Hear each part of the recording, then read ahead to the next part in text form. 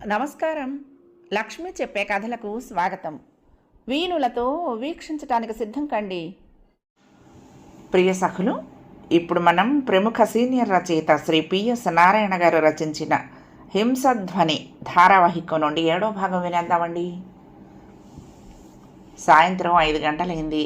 College ఆవరణంతా పెద్దలతోనూ చిన్నపిల్లలతోనూ నిండిపోయింది. పట్టణంలోని స్వచ్ఛంద సంస్థలు 2-3 కలిసి ఆ రోజు ఆ సభను ఏర్పాటు చేశాయి. మాదక ద్రవ్యాలు, యువత మీద వాటి ప్రభావం అనే విషయం మీద మాట్లాడవలసింది అంటూ ఆ ఊరి పెద్దలను ఆహ్వానించారు. ముఖ్యంగా కొద్ది రోజుల క్రితం జరిగిన నరహరి ఆత్మహత్య ప్రభావం ఆనాడు ఏర్పాటు చేసిన ఆ కార్యక్రమం మీద ఎంతగానో ఉంది. స్వామి ఆనందానంద ముఖ్య అతిథి అయితే, ప్రముఖ పారిశ్రామికవేత్త ప్రశాంత్ ముఖ్య ఉపన్యాసకులు, కాలేజీ ప్రిన్సిపాల్, అధ్యక్షులు, కలెక్టరు, సూపరింటెండెంట్ ఆఫ్ పోలీసు వక్తలు, కాలేజీ స్టూడెంట్స్ యూనియన్ ప్రెసిడెంట్ పెద్దలందరినీ వేదిక మీదకు ఆహ్వానించాడు. ఆ మీటింగుకు కాలేజీ విద్యార్థులే కాకుండా ఊళ్ళో చాలామంది పెద్దలు వచ్చారు. స్వామి ఆనందానంద కాసేపు వేదాంత ప్రవచనాలు చెప్పి, మనల్ని మనం మన చేతుల్లో పెట్టుకోవాలి, మనసు మన చేతిలో ఉండాలి, కానీ దానికి మనం బానిస అవ్వకూడదు, అప్పుడే మనకు మనుగడ ఉంది. యోగా ఆచరించడం వలన శరీరాన్ని, కోరికల్ని మనం మన గుప్పెట్లో పెట్టుకోగలుగుతాము, దానికి సరైన వయసు ఇదే అన్నారు. ఆ మీటింగుకు సూపరింటెండెంట్ ఆఫ్ పోలీస్ రావడంతో ఆనంద్ అక్కడే ఉండిపోయాడు. ఆ మీటింగుకు బారు, జానీ, వెంకులు రావటం అతన్ని ఆశ్చర్యపరిచింది. సూర్యం కూడా అక్కడికి ఏ రూపంలోనైనా రావచ్చు అనే ఆశ అతడి కళ్ళల్లో మెరిసింది. తన అనుమానాలను సబ్ ఇన్స్పెక్టర్ చెవిలో వేసి ఓ కంట కనిపెట్టి ఉండమని చెప్పాడు. అయినా ఆ గ్యాంగ్ అంతా అక్కడికి ఎందుకు వచ్చారో అతడికి అర్థం కాలేదు. జనం నిశ్శబ్దంగా వింటున్నారు. ప్రిన్సిపాల్ గారు లేచారు. ఒక తెలివిగల విద్యార్థి ఈ మాదక ద్రవ్యాల వలన ఎలా జీవితాన్ని నాశనం చేసుకుంది చెప్తూ నరహరి ఆత్మశాంతికి కాను అందరినీ ఓ నిమిషం పాటు మౌనంగా నిలబడమన్నారు. చదువుకునే వయసులో చదువు ఒక్కటే వాళ్ళ ధ్యేయం అవ్వాలని విద్యార్థులకు హితబోధ చేశారు. తర్వాత ప్రశాంత్ లేచి నిలబడ్డాడు. సరిగ్గా ఆ సమయంలోనే ఆనంద్ దృష్టి ముందు వరుసలో ఓ పక్కగా కూర్చుని అతి స్టైల్గా పైపు పీలుస్తున్న వ్యక్తి మీద పడింది. అతన్ని అంతకుముందు ఎక్కడో చూసినట్టుగా అనుమానం వచ్చింది, కానీ ఎక్కడ చూసింది, ఎంత ఆలోచించినా గుర్తు తెచ్చుకోలేకపోతున్నాడు. సూర్యం వచ్చాడేమో అన్నట్టుగా అన్ని వైపులా తిరిగి చూశాడు ఆనంద్. ఓ మూలకు వెళ్ళి బారును చేత్తో సైగ చేసి పిలిచాడు. అతడి దగ్గరకు వచ్చిన తర్వాత, ఎలా ఉంది వ్యాపారం? మీ మీద ఈ మీటింగ్ ఎంతగా దెబ్బ కొడుతుందో అంచనా వేసుకోవడానికి అంతా వచ్చారు అన్నాడు ఎగతాళిగా. ఏం వ్యాపారం సార్ అన్నాడు బారు అమాయకంగా మొహం పెట్టి. డ్రగ్స్. చచ్చా, అవన్నీ అయిపోయాయి సార్. ఆ పాడు జీవితాన్ని ఎప్పుడో మర్చిపోయాను. ఇప్పుడు మరో ఊరెళ్ళి కిళ్ళి కొట్టెట్టుకుని బతుకుతున్నాను సార్ మర్యాదగా అన్నాడు వినయంగా 2 చేతులు జోడించి.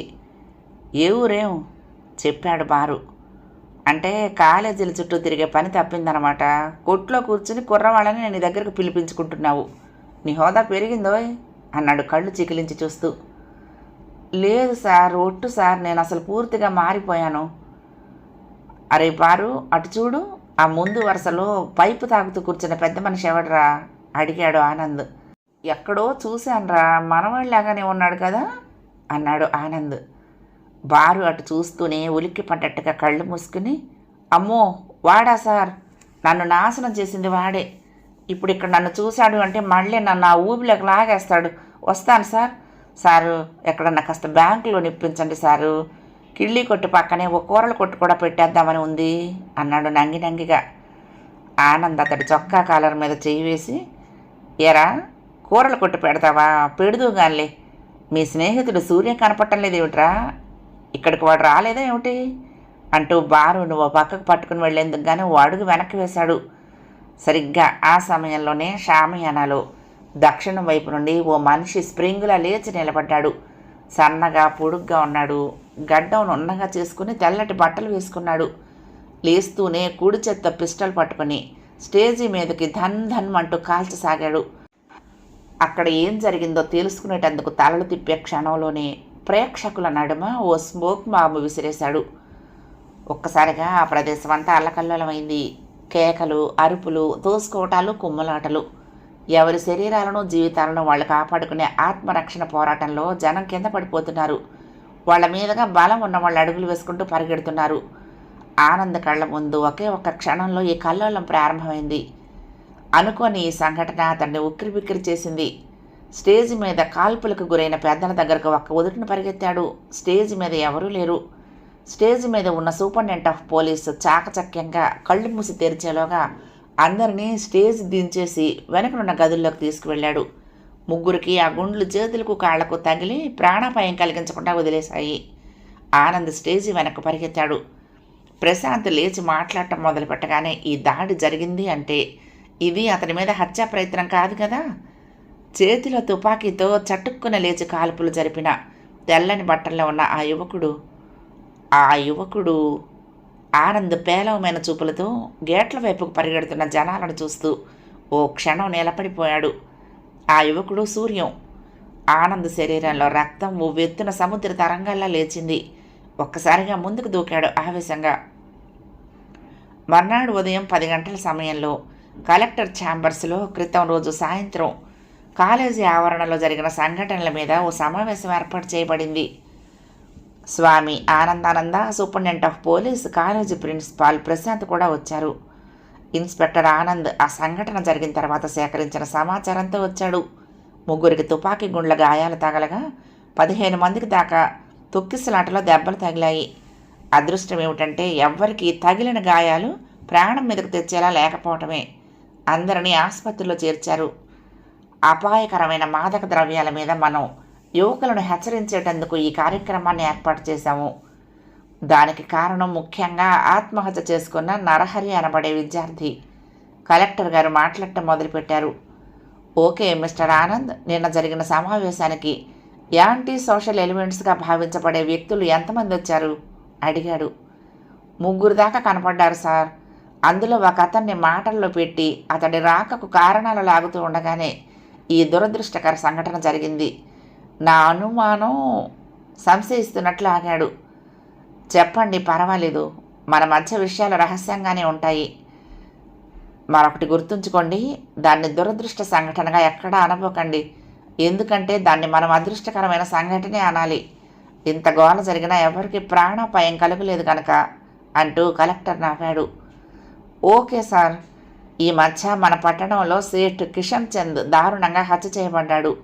ఆ హత్యలో ముఖ్య నిందితుడైన సూర్యం అనబడే వ్యక్తే నిన్నటి సంఘటనకి కారణమని నాకు అనుమానంగా ఉంది.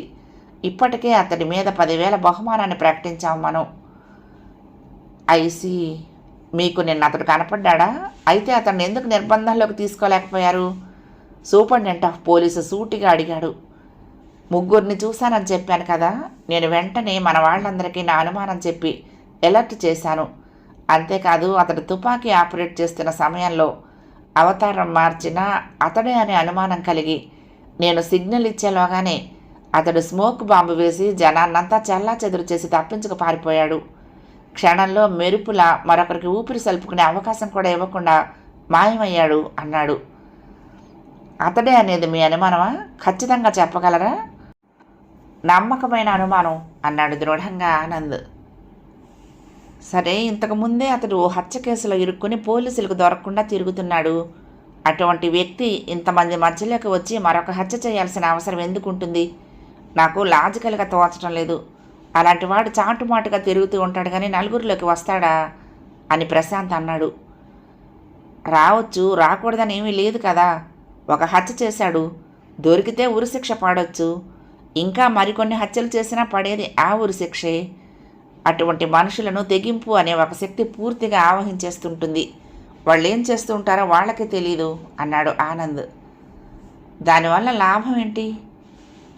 ఆ స్థితిలోకి వెళ్ళిన మనిషి ఇంకా లాభ నష్టాల బేరీజు వేయడు. అతడికి తోచిందే మంచిది, అతడి మనసులోకి వచ్చిందే చేయాలనుకుంటాడు. వాళ్లలో మీరన్నట్లు తెగింపు వస్తుంది, కానీ కారణం లేదే ఏ పని చేయరని నేను అనుకుంటున్నాను స్వామి ఆనందానంద చిన్నగా అన్నాడు. అలా తయారయ్యే వాళ్లకు కారణాలు 1,00,000 ఉంటాయి. వ్యక్తిగతమైనవి, సమాజపరమైనవి. కాదంటారా? మన మీటింగ్ అతడి వ్యాపారాన్ని దెబ్బతీస్తుంది అనే ఆలోచన వచ్చిందనుకోండి, మన అందరి మీద ద్వేషం పెరిగిపోతుంది అతడిలో. అంటే అతను ఆ వ్యాపారంలో ఉన్నాడా? కలెక్టర్ గారు అడిగారు. అంటే నా అనుమానం సార్ అది. స్వామి ఆనందానంద గారు మీరేమంటారు? అతడు ఆ వ్యాపారంలో ఉండటం వలన అని నేను అనుకోను. ఎవరి మీదో వ్యక్తిగత కక్ష వల్లనే అలా చేసి ఉంటాడని నేను అనుకుంటున్నాను అన్నాడు ఆయన. సూపరింటెండెంట్ ఆఫ్ పోలీస్ ఆనందం వంక చూస్తూ, దర్యాప్తు ఎప్పటికి పూర్తి చేయగలనంటావు అడిగాడు. 1 వారంలో అయిపోతుంది అనుకుంటాను. సూపరింటెండెంట్ ఆఫ్ పోలీస్ కలెక్టర్ వంక తిరిగి, యాంటీ డ్రగ్స్కి ఒక స్క్వాడ్ను తెప్పిస్తే బాగుంటుందేమో. ఇక్కడ కాలేజీలు ఎక్కువ, విద్యార్థులు ఎక్కువ. సహజంగా ఇక్కడ వ్యాపారం ఎక్కువగా జరుగుతూ ఉండటంలో ఆశ్చర్యం ఏమీ లేదు. ఆనంద్ని అడగండి చెప్తాడు. ఒకసారి రైడ్లో ఆడపిల్లలు కూడా దొరికారు. ఇంకో గమ్మత్తు విషయం చెప్పమంటారా? ఆనంద్ ఆ పిల్లల్ని మందలించినందుకు గాను కొందరి పిల్లల తండ్రులు అలిగి కోపగిస్తే నరహరి లాంటి అమాయకుడు దాన్ని అవమానంగా భావించి ఆత్మహత్య చేసుకున్నాడు అన్నాడు. నాకు తెలుసు అంటూనే కలెక్టర్ గారు, ప్రశాంత్ గారు మీరేమంటారు అన్నాడు. ప్రశాంత్ నవ్వాడు. నాకు ఇవన్నీ చాలా కొత్తగా ఉన్నాయి. ఈ మందులు, మాదక ద్రవ్యాలు ఎలా ఉంటాయో, ఎలా పంచుతారో, ఎలా ఉపయోగిస్తారో కూడా నా ఊహకు అందటం లేదు. పేపర్లలో వీటిని గురించిన వార్తలు చదువుతూ ఓహో ఇవే అని అనుకోవటమే. నా ఫ్యాక్టరీ పనులతోటే నాకు తల మునకలవుతోంది. ప్రిన్సిపాల్ గారు 2 సార్లు ఫోన్ చేస్తే కాదనలేక ఈ మీటింగ్కి వచ్చాను అంతే అన్నాడు నవ్వుతూ. అంటే ఇందులో నుంచి నేనేదో చేతులు కడుక్కొని వెళ్ళిపోతానని కాదు. నా సంగతి మీకు, ఈ పట్టణ ప్రజలందరికీ తెలుసు. నేనేం చేయాలో చెప్పండి, చేస్తాను. ఎంత ఖర్చైనా పర్వాలేదు అన్నాడు. వ్యాపారమే జీవితం కాదు, కాస్త చుట్టూ మనుషుల బాగోగులను కూడా చూస్తూ ఉండండి. Okay, that's all. Mister Anand, మీ దర్యాప్తులన్నీ 1 వారం రోజుల్లో పూర్తి చేయండి. మీరు సాయంత్రం 4 గంటలకు వస్తే ఆసుపత్రికి వెళ్ళి నిన్న గాయపడ్డ వాళ్ళందరినీ ఒకసారి పలకరించి వద్దాం అన్నారు కలెక్టర్ గారు.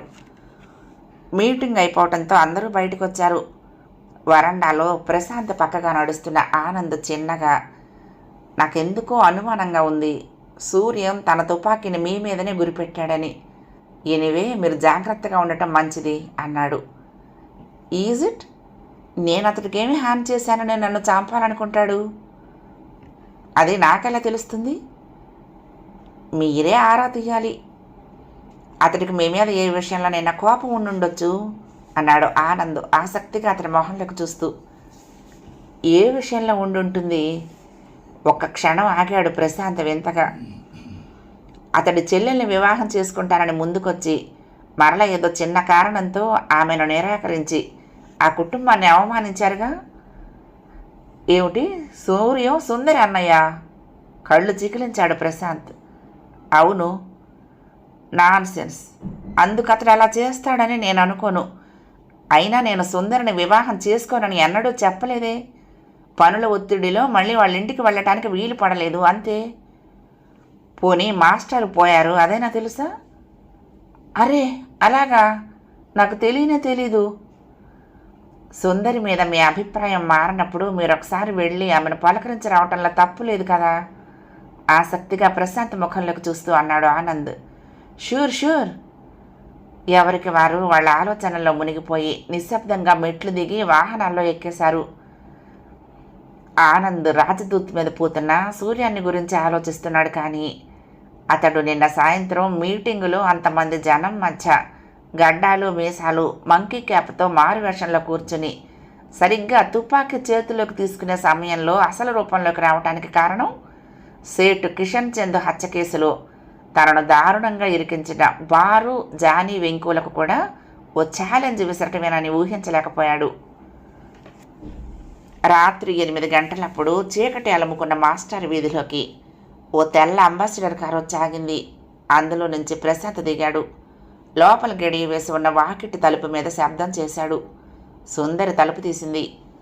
ప్రశాంత్ దిగాడు. ఎదురుగా నిలబడి ఉన్న ప్రశాంత్ను చూస్తూనే ఆమె ముఖం తెల్లగా పాలిపోయింది. తడబడుతూ రండి అంది వెనుతిరుగుతూ. నిశ్చలంగా ఉన్న మాస్టర్ లేని ఆ ఇల్లు బావురమంటోంది. ఏ అర్ధరాత్రి అన్నంత నిశ్శబ్దంగా ఉంది. వణుకుతున్న కాళ్ళతో ముందుకు వెళ్ళి కుర్చీ లాగుతూ కూర్చోండి అంది. క్షమించాలి, నాన్నగారు పోయారట, నాకు ఉదయమే తెలిసింది అన్నాడు కూర్చుంటూ ప్రశాంత్. అవునండి, అకస్మాత్తుగా జరిగిపోయింది. ఆయన ఉన్నట్లుండి పోవటం మాకు పెద్ద దెబ్బే అయింది. ఆయన పోయారని తెలిసి చాలా బాధపడ్డాను. అంతకంటే మరొకటి కూడా మరింత బాధ కలిగించింది అన్నాడు. ఏమిటది? మీరు నన్ను ఇంత అన్యాయంగా మర్చిపోతారని ఊహించలేకపోయాను. కనీసం దారిని పోయే వాడితో నేను కబురు చేయొచ్చు కదా, నేను వచ్చుండేవాడిని అన్నాడు. సుందరికి ఏం చెప్పాలో అర్థం కాక క్షణం ఉక్కిరిబిక్కిరయింది. నేను ఒంటరి ఆడదాన్ని. కొండలా నెత్తిన పడ్డ దుఃఖంలో గమనించనే లేదు. ఎవరు వచ్చారో ఎవరు వెళ్ళారో కూడా. ఆయన మిత్రులు శిష్యులు ఆ కార్యక్రమాన్ని అంతా పూర్తి చేశారు. అంది చాలా చిన్నగా. ఆ పైన అబద్ధం ఆడేదో చెప్పటం, లేక నిజం చెప్పి అతని మనసు కష్టపెట్టడం ఇష్టం లేదు అన్నట్లుగా. ఒక్క క్షణం నిశ్శబ్దంగా ఉండిపోయాడు. జబ్బేమిటి అడిగాడు. ఏమీ లేదు, శుభ్రంగా ఆయన పనులు ఆయన చేసుకుంటూనే ఉన్నారు. మాసివ్ హార్ట్ అటాక్ అన్నారు. ఎలా వచ్చిందో ఎందుకు వచ్చిందో తెలియదు. పచ్చటి చెట్టు క్షణాల్లో మాడిపోయి నల్లబడిపోయింది. ఆమె కంటి ముందు తండ్రి సజీవంగా నిల్చున్నట్లే ఉంది. ఆయన ఇక లేడు అనుకోవటం ఆమెకు మనస్కరించలేదు. దుఃఖం ఆగటం లేదు. ఐసి డాక్టర్ రాలేదా వెంటనే? అంత టైం ఎక్కడుందండి అంది బేలగా ప్రశాంత్ని చూస్తూ. కొద్ది క్షణాల నిశ్శబ్దం తర్వాత, ఒక్క క్షణం కాఫీ తెస్తాను అంది లేచి నిలబడుతూ.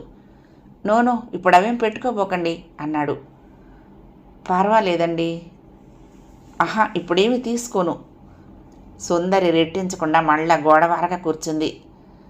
తల వంచుకొని కూర్చున్న ఆమె వంకే చూస్తూ, ఈ సమయంలో ఈ విషయం ఎత్తటం మీ మనసుకు కష్టం కలిగిస్తుందేమోననే సంశయం నన్ను పీడిస్తున్నా తప్పటం లేదు అన్నాడు చాలా చిన్నగా. చటుక్కున తలెత్తింది సుందరి.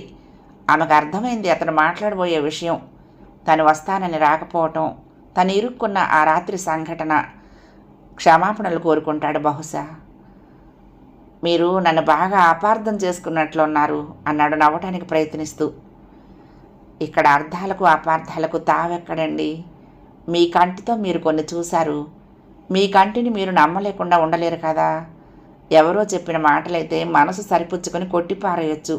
అవన్నీ కల్పితాలు అనుకోవచ్చు. కానీ ఇది అలాంటిది కాదుగా. నాంచటం సాగదీయటం తనకిష్టం లేదు అన్నట్టు సూటిగా ఆ విషయంలోకి వెళ్ళిపోయింది సుందరి. ప్రశాంత్ తడబడ్డాడు. నేను కాదనటం లేదు. చెప్పదలుచుకున్నదేదో తను సూటిగా చెప్పేయటం మంచిది అన్నట్టు.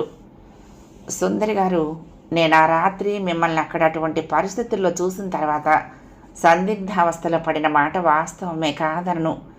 కానీ దాని తర్వాత అక్కడ జరిగిన విషయాలు ఆరా తీశాను. ఆగాడు. ఏం తెలుసుకున్నారు? బుల్లెట్లా ఉంది ఆమె మాట. ఆమె వంక విచిత్రంగా చూస్తూ, నేను మిమ్మల్ని చూడగానే అనుకున్నవి భయపడింది అపోహలేనని అన్నాడు. ఎలా తెలుసుకున్నారు? ఎలా అంటే ప్రతిదాన్ని కొంత లాజికల్గా ఆలోచిస్తే నిజానిజాలు వాటంతట అవే బయటకు వస్తాయి. అందుకని ఇప్పుడు నాదొక్కటే కోరిక, ఆ రాత్రి సంఘటనను మనమిద్దరం మర్చిపోదాం. మీరు మగవారు దేన్నైనా మర్చిపోగలుగుతారేమో, కానీ నేను ఆడదాన్ని అంత త్వరగా మర్చిపోలేను. నేల మీద పిచ్చిగీతలు గీస్తూ తల వంచుకుని అంది. అలా అనేం కాదు, మనసుకు మగ ఆడ అంటూ తేడా ఉంటుందనుకోను. నేను నిజానిజాలు తెలుసుకోగలిగాను కాబట్టే మర్చిపోగలుగుతున్నాను. ఎలా తెలుసుకున్నారు? తల ఊక్కున్నాడు ఆలోచిస్తున్నట్టుగా. ఒక్క క్షణం ప్రశాంత్. అది తెలుసుకోవటంలో లాభం ఏమైనా ఉందా అన్నాడు. నష్టం కూడా ఉండదని అనుకుంటున్నాను. ఓకే, మీతో మాట్లాడలేనని నాకు అర్థమైపోయింది. పక్కున నవ్వాడు. ఆనంద్ చెప్పాడు. మీకు తెలుసు కదా, ఇన్స్పెక్టర్ ఆఫ్ పోలీస్. క్షుణ్ణంగా అన్నీ కనుక్కొని మీకు చక్కటి సర్టిఫికెట్ ఇచ్చేశాడు అన్నాడు. ఇక ఆ విషయాన్ని అంతటితో వదిలేద్దాం అన్నట్లుగా. ఎవరు ఎన్ని సర్టిఫికెట్లు ఇచ్చినా ఆ రోజు రాత్రి మా వాకిట్లో మీ చూపుల్ని నేను అంత తేలిగ్గా మర్చిపోగలనంటారా? ఆ క్షణపు ఉద్రేకం నన్ను అలా ప్రవర్తింపచేస్తుంటుంది సుందరి గారు. ఓకే, ఇప్పటి నా మనసును మీ ముందు ఉంచాను. గతం మర్చిపోవటానికి ప్రయత్నించండి. అలా మర్చిపోగలిగితేనే ఇద్దరం ఆనందించగలుగుతాము. బై ఇంకొక విషయం కూడా మీతో మాట్లాడాలి. మాస్టారి మనస్తాపానికి కారణం మీ అన్నయ్య సూర్యం అని తెలిసింది నిజమేనా అన్నాడు. ఓ విషపూరిత బాణం గుండెల్లో గుచ్చుకున్నంత భయంతో చివ్వున తలెత్తింది. మీరు అనవసరంగా అతడి గురించి ఆందోళన చెందొద్దు, భయపడొద్దు అన్నాడు. బ్రతికి ఉన్నాడు అనుకుంటే దిగులు, వాణ్ణి ఎప్పుడో చచ్చిన వాళ్లలో లెక్క వేసుకున్నాను నేను, క్రుద్ధగా అంది. మీరు ఆవేశంతో ఆలోచించకండి, నేను అతన్ని పూర్తిగా మార్చేస్తాను. మీరు మార్చాలనుకున్న ముందు అతడు దొరకాలి కదా. అంత కష్టం అంటారా? అతన్ని పట్టించిన వారికి 10,000 బహుమానం అన్నారు. కష్టం కాకపోతే ఊరికి నా దానం ఇవ్వాలన్న ప్రభుత్వపు ఆలోచన. అంతేకాదండి, నేను దాన్ని 50,000 చేయబోతున్నాను. ఒక్క క్షణం ఆగి చెప్పాడు. భయంతో కనురెప్పలు టపటప కొట్టుకున్నాయి సుందరికి. వాళ్ళకు దొరికితే చంపేస్తారా అంది. ఆమె కనుగుడ్లు 2 నీటి పొరల మధ్య నిలిచిపోయాయి. కోర్టులో సాక్ష్యాధారాలతో నేరాలను నిరూపించగలిగితే అతనికి శిక్ష పడొచ్చు అన్నాడు. ఉరి శిక్ష? తోడబుట్టినవాడు ఎలాంటి వాడైనా ప్రేమ అభిమానం చావవు. ఎందుకు మనం ఆ కోణం నుంచి చూడాలి? కోర్టుల్లో నిరూపణ అవ్వాలి కదా, అది అంత తేలిక కాదు. మనము మంచి లాయర్లను పెడదాము, అతడు ఏ నేరము చేయలేదని నిరూపిద్దాం అన్నాడు. ఆమె పేలవంగా చూసింది అతడి వంక. ఆమెకు క్షణంలో నీరసం వచ్చింది. మీరు పొరపాటు పడుతున్నారు. అతడి మీద ఆరోపణలన్నీ నిజమే, ఎవరూ కాదనలేరు. చటుక్కున లేచి నిలబడింది. ఇక అతన్ని గురించిన మాటలు వినలేను అన్నట్లు. ప్రశాంత్ కూడా లేచాడు. మరి వస్తాను, అతి త్వరలోనే కలుస్తాను. చెరచెర నడుచుకుంటూ కారు దగ్గరికి వెళ్ళాడు. వెళ్తున్న అతన్ని బొమ్మల్లా నిల్చుని చూస్తూ ఉండిపోయింది సుందరి. ప్రశాంత్ సరాసరి పోలీస్ స్టేషన్కి వెళ్ళాడు ఆనంద్ కోసం. ఆనంద్ ప్రశాంత్ను చూస్తూనే లేచి నిలబడి గౌరవపూర్వకంగా ఆహ్వానించాడు. అదేమిటి, మీరు రావటం ఏంటి? కబురు చేస్తే నేనే వచ్చేవాడిని కదా అన్నాడు. ఒక విషయం అర్జెంటుగా మాట్లాడదామని వచ్చాను. సూర్యాన్ని ఎలాగైనా పట్టుకోవాలి అన్నాడు. క్షణంసేపు ఆనంద్ అతన్నే తదేకంగా చూశాడు. ప్రయత్నిస్తూనే ఉన్నాం కదా. మీ ప్రయత్నాలను ఇంకా ఉధృతం చేయాలని నా కోరిక. నేనైతే ఒక్క క్షణం కూడా వృధా చేయటం లేదు. ఏ ఆచూకీని తేలిగ్గా తీసుకుని వదిలేయటం లేదు. అంటే మీ మీద నమ్మకం లేక కాదా ఆనంద్? మీరు అతడి గురించి భయపడుతున్నారా? సంశయిస్తున్నట్టుగా ఆగి అన్నాడు ఆనంద్. అదేం లేదు, అతడి గురించి నేనెందుకు భయపడాలి? అతడితో మాట్లాడాలని ఉంది. ఇప్పుడే సుందరితో మాట్లాడొస్తున్నాను. ఆమెకు ఒక వాగ్దానం చేశాను, సూర్యాన్ని మార్చేస్తానని, అతడిని ఒక బాధ్యత గల యువకుడిగా తయారు చేస్తానని అన్నాడు. మంచి ఆలోచనే. కారణం తెలుసుకోవాలని నాకు ఆసక్తిగా ఉంది. ఎందుకంటే అది కార్యరూపం దాల్చడం కష్టమేమోనని నా భయం. ఇప్పటికే అతడు హత్య కేసులో గొంతు వరకు కూరుకుపోయి ఉన్నాడు. దొరకటం ఆలస్యం, కటకటాలు వెనక్కి వెళ్ళిపోతాడు. ఉరిశిక్ష పడకపోయినా చాలా సంవత్సరాల తర్వాత కానీ ఈ బయట ప్రపంచంలోకి రాలేకపోవచ్చు చెప్పాడు. అతడికి శిక్ష పడటాన్ని అంత ఖచ్చితంగా ఎలా నిర్ణయించగలుగుతాము? ప్రస్తుతం అతడు అనుమానితుడే కదా. సేట్ కిషన్ చంద్ హత్య గురించే కదా మీరు మాట్లాడుతున్నది? అంటే అతను ఇంకేమైనా హత్యలు చేశాడా? అదాటుగా అడిగాడు ఆనంద్. తడబడ్డాడు ప్రశాంత్. అని కాదు నా ఉద్దేశం, ఇంకేమైనా అతడి మీద అభియోగాలు ఉన్నాయా అని. లెక్కకు మించినన్నున్నాయి.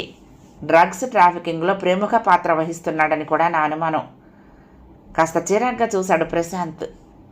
మీ అనుమానాలతో అతన్ని ఇబ్బందుల్లో ఇరికించొద్దు, నా ఆలోచనలను పాడు చేయొద్దు. నా అభిమతం కూడా అది కాదు.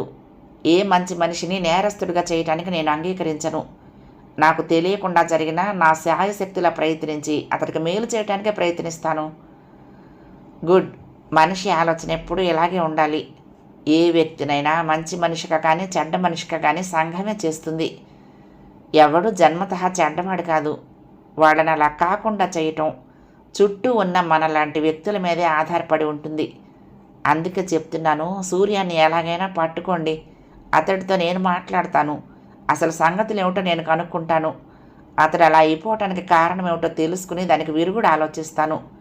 మీరు కొన్ని ఆధారాలతో ఏవేవో నేరాలతో అతడికి సంబంధం ఉందని ఊహించుకుంటున్నారు. అవును కాదు అని నిర్ణయించేందుకు న్యాయస్థానాలు ఉన్నాయి, న్యాయమూర్తులు ఉన్నారు, న్యాయవాదులు ఉన్నారు అన్నాడు. అలాగే నా ప్రయత్నాల్లో నేను విజయం సాధిస్తానని అనుకుంటున్నాను చెప్పాడు ఆనంద్. ఓకే. మరో మాట, కలెక్టర్ గారు అతడి ఆచూకీ చెప్పిన వారికి 50,000 బహుమానాన్ని ప్రకటించమన్నారు కదా. నా తరపున లక్షిస్తాను. అందుకు కూడా వేరే ప్రకటన వేయించవచ్చు అవసరం అనుకుంటే. Thank you. That's all right. నేను వస్తాను. అతడు మీకు దొరకగానే నాకు తెలియపరుస్తారు కదా. By the by, me police పద్ధతిలో అతడి నుంచి సమాచారాన్ని రాబట్టడానికి ప్రయత్నించొద్దు.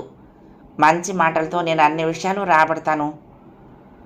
ప్రశాంత్తో పాటు ఆనంద్ కూడా అతని కారు దాకా వచ్చాడు. మీరు అపార్థం చేసుకోను అంటే ఒక ప్రశ్న వేద్దామని ఉంది అన్నాడు ఆనంద్. ష్యూర్, తప్పకుండా.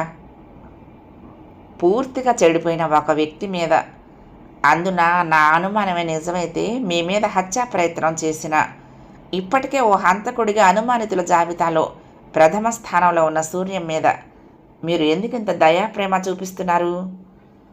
ప్రశాంత్ చిన్నగా నవ్వాడు.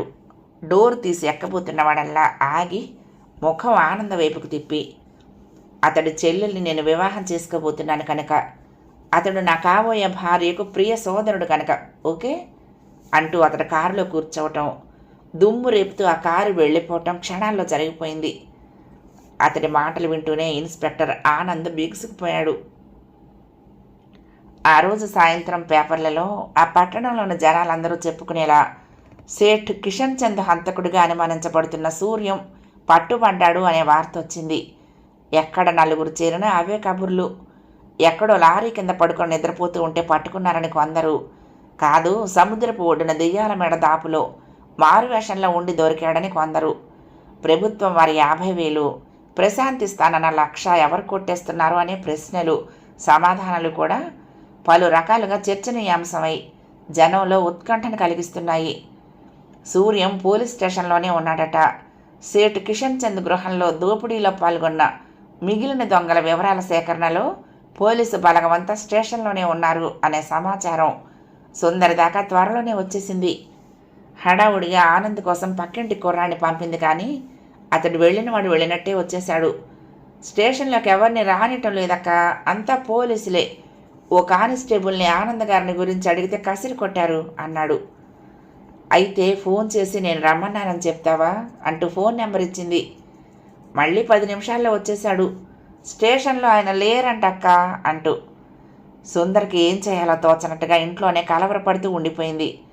అతడు పట్టుబడ్డాడు అనే నిజం ఆనంద్ ద్వారా విని మాత్రం తను ఏం చేయగలదు? తను అభిమానించే మాస్టర్ కూతురు అడిగింది కదా అని అన్నను వదిలేలేడు కదా. చట్ట పరిధిలో ఎలా జరగాల్సిందో అలాగే జరుగుతుంది అని కాసేపు సర్ది చెప్పుకుంది. పురుషోత్తం మాస్టర్ బాగా పొద్దుపోయిన తర్వాత వచ్చారు అదే వార్తను మోసుకుని. ఏం చేయమంటారు బాబాయ్, ఇదంతా మా కర్మ. ఒక్కటి మాత్రం నాకు ఆనందంగా ఉంది బాబాయ్. నలుగురిలో అవుననిపించుకున్న మా నాన్న తన కొడుకు హంతకుడై జైల్లో ఉన్నాడు అనే ఘోరమైన అవమానం భరించకుండా కన్ను మూశాడు. అది ఆయన అదృష్టం, బ్రతికి ఉన్న మా దురదృష్టం.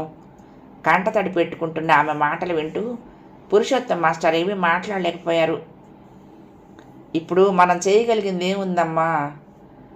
ఇంకా మనం చేసేదేమీ లేదు బాబాయ్. మొక్కగా ఉన్నప్పుడు ఎంతో ప్రయత్నించాను. ప్రాణాలకు కూడా తెగించి వాడి వెంట పడ్డాను. నన్ను నేనే చిక్కుల్లో పడేసుకున్నాను. నాన్నకు మనస్తాపం కలిగించాను. ఇంకే ఉంది బాబాయ్, పెద్ద మానయ్య కూర్చున్న దాన్ని పెకిలించే శక్తి మనకెక్కడుంది? ఇప్పుడు పట్టుబడ్డాడని తెలిసినప్పుడు ఓ ఏడుపు ఏడుస్తున్నాము. రేపు ఉరి తీసినాడు మరొక ఏడుపు ఏడ్చి ఊరుకుంటాం, అంతేగా. నిర్లిప్తంగా. ఆనంద్కు కబురు చేయలేకపోయావా అమ్మా? అన్నీ అయ్యాయి. ఆయన దొరకలేదు. దొరికితే మాత్రం చేసేదే ఉంది? మనం బాధపడేలా మరిన్ని వాడి ఘోరాలు ఆయన నోటి వెంట వినటం తప్ప. వద్దులే బాబాయ్, ఇంకేమీ వద్దు. ఇంకా ఎవరిని ఏమీ అడగదలుచుకోలేదు. వార్త విన్న వెంటనే తోడబుట్టిన వాడు అవ్వటంతో ఆదుర్ద కొద్దీ కంగారు పడ్డాను. అది ఇది చేద్దామనుకున్నాను.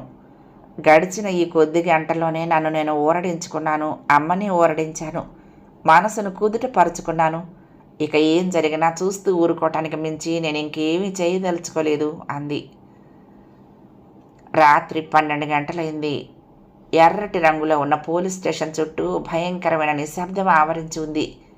అప్పుడప్పుడు సముద్రం వైపు నుండి వచ్చే గాలి హోరు, అడపాదడప బోట్ల టకటకులు తప్ప ఇంకేమీ వినపట్టం లేదు. లోపల హంతకుడిలా ముద్రించబడిన సూర్యం ఉన్నాడనేందుకు ఆ పరిసరాల్లో ఏర్పడిన గంభీరతే చిహ్నం. అతడు చూపుల్ని సూదుల్లా పెట్టి నలువైపులా అతి జాగ్రత్తగా పరిశీలిస్తున్నాడు. కాంపౌండ్ వాళ్ళ లోపల ఇంకొక 10 మంది దాకా పోలీసులు తుపాకీలు చేతపట్టుకుని అప్రమత్తంగా నిలబడి ఉన్నారు. మఫ్టీలో ఉన్న వాళ్ళ సంగతి సరే. సరిగ్గా ఆ సమయంలో పోలీస్ స్టేషన్కి ఫర్లాంగ్ దూరంలో బారు తచ్చట్లాడుతున్నాడు. మరొక వైపు రోడ్డు మలుపులో జానీ వెంకు తల ఉంచుకుని ఏదో పని మీద అటుగా పోతున్నట్టుగా నడుస్తున్నారు. వాళ్ళు కాక వాళ్ళ గ్యాంగు మనుషులు ఇంకొక 10 మంది అన్ని వైపుల నుండి చిన్నగా అడుగులు వేస్తూ పోలీస్ స్టేషన్ వైపుకే వస్తున్నారు. దాదాపు అరగంట నుండి వాళ్ళు అలా నడుస్తూనే ఉన్నారు. ఇప్పుడు 1 గంట అయింది. అందరూ పోలీస్ స్టేషన్కి కొన్ని అడుగుల దూరంలోకి వచ్చేశారు. ముందుగా బారు, జానీ, వెంకు పోలీస్ స్టేషన్ ముందు రోడ్డు మీదకి వచ్చారు. అప్పటికే సముద్రపు గాలి వాతావరణాన్ని చల్లబరిచి రోడ్డు మీద నడిచే వాళ్ళ శరీరాల్లో వణుకు పుట్టిస్తున్నది. తమ ముఖాలు మరొకరు గుర్తుపట్టకుండా మఫ్లర్లు చుట్టుకున్నారు. కుడివైపు చేతికి సైకిల్ చైన్లున్నాయి. ప్యాంటు జేబుల్లో పొగబాంబులున్నాయి. జేబుల్లో రివాల్వర్లు ఉన్నాయి. ఎలాంటి కొట్లాటకైనా సిద్ధమే అన్నట్టుగా కనుగుడ్లు ముందుకు పొడుచుకొచ్చి అంత చల్లదనంలోనూ ఎర్రగా మండిపోతున్నాయి. పోలీస్ స్టేషన్ ముందుగా వాళ్ళు 2-3 సార్లు అటు ఇటు తిరిగారు. స్టేషన్లో గోడకు తగిలించి ఉన్న పాత గడియారం 1 గంట అయినట్టు 1 గంట మోగింది. ముందుగా స్టేషన్ గేటు దగ్గర నిలబడిన వాళ్ళ ముగ్గురు జేబుల్లో నుంచి స్మోక్ బాంబ్స్ తీశారు. 2 నిమిషాలు ఆ చీకట్లో కదలకుండా నిల్చుని తమర్ని ఎవరు గమనించడం లేదని రూఢి చేసుకుని ఒకళ్ళనొకళ్ళు సైగలు చేసుకుని ఒక్కసారిగా లోపలికి విసిరేశారు. ఒక్కసారిగా కేకలు. లోపల పోలీసుల కంటే వాళ్ళని కంగారు పెట్టేస్తూ బారు మనుషులే ఎక్కువగా కేకలు పెట్టారు. ఎవరది అంటూ కొందరు పోలీసులు బయటికి పరిగెత్తారు. 7వ భాగం సమాప్తం. ప్రియ సఖులు, ఈ కథ మీకు నచ్చితే తప్పకుండా లైక్ చేయండి, షేర్ చేయండి, కామెంట్ చేయండి, సబ్స్క్రైబ్ చేసుకుని నన్ను ఎంకరేజ్ చేయండి. ఉంటానండి. ప్రేమతో లక్ష్మి, కృష్ణాతీరం దుర్గమ్మ సన్నిధానం. నమస్తే.